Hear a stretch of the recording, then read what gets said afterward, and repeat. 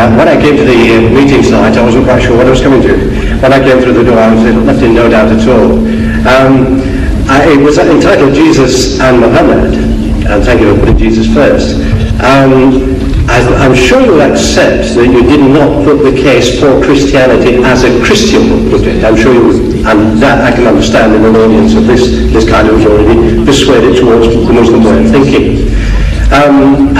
Indeed, I would say that I, as an individual, would respect the Quran. I'm afraid you did not respect my holy book, which is the Bible, in quite the same way. In fact, I'm a teacher, and in my classroom, I've got a television which is fixed to the wall.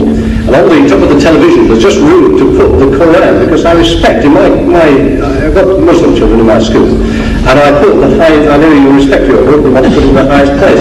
So I do that. I put it in the highest place.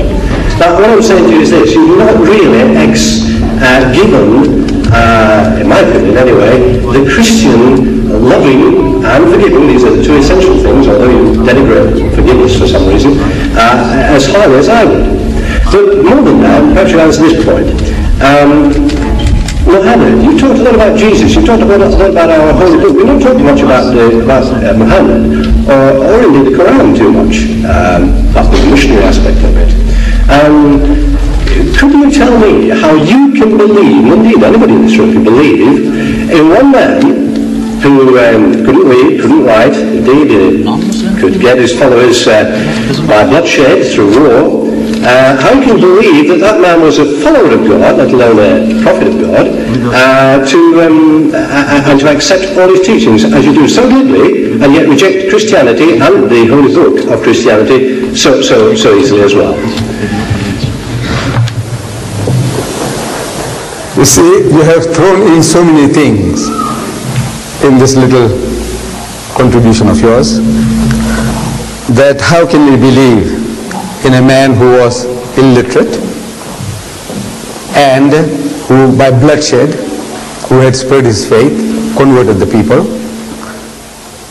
Now with regards to the man being unlearned, this is a fulfillment of the prophecy in your book, a fulfillment, the book of Isaiah, chapter 29, verse 12. It says there, and the book is given to him that is not learned.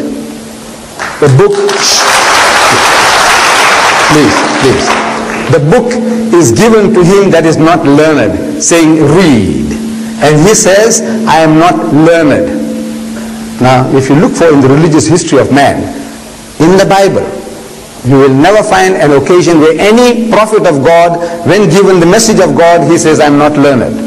But if you read any biography of Muhammad, any written by Muslims or non-Muslims, they will tell you that the first revelation that was given to him in Ghar Hira, the Mount of Hira, when the angel of God comes to him and commands him in his mother tongue, he said, Iqra, read. And Muhammad says, Ma ana biqari'in. He said, I'm not learned. So the angel of God commands him a second time, Iqra, read. And again he says, Ma ana biqari'in. He said, I'm not learned. For the third time the angel of God embraces him hard and he says, Iqra bismi rabbika alladhi khalaq.